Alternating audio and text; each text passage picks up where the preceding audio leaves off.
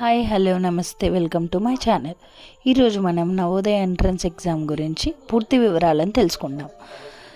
Navodaya entrance exam Jawaharlal Navodaya విద్యాలయంలో అభ్యర్థుల కొరకు ఎంపిక పరీక్షా విధానం ద్వారా ఎంపిక చేస్తారు.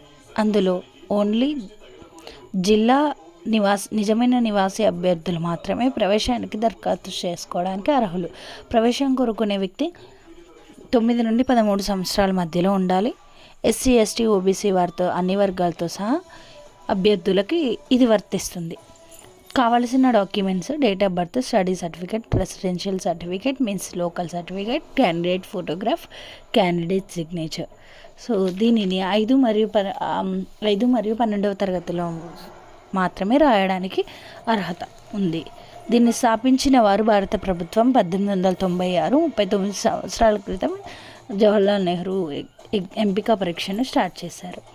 ఇప్పటి వరకు 2029 పరీక్ష క్వశ్చన్ పేపర్ ఇంగ్లీష్ మరియు హిందీ భాషల్లో ఉంటుంది. దీనిలో 100 మార్కులు ఉంటాయి. 80 ఆబ్జెక్టివ్ ప్రశ్నలు ఉంటాయి. వికలాంగులకు అదనంగా 40 నిమిషాలు కేటాయిస్తారు. దీనిలో ముఖ్యమైన భాషలు గణితము, మానసిక సామర్థ్యం, మెంటల్ ఎబిలిటీ. వీటిని 2 గంటల్లో పూర్తి చేయాల్సి ఉంటుంది. ఈ సంవత్సరం ఈ రాత పరీక్షను వచ్చే ఏడాది ఫిబ్రవరి 7న నిర్వహించాల్సిందిగా నిర్ణయం తీసుకుంది.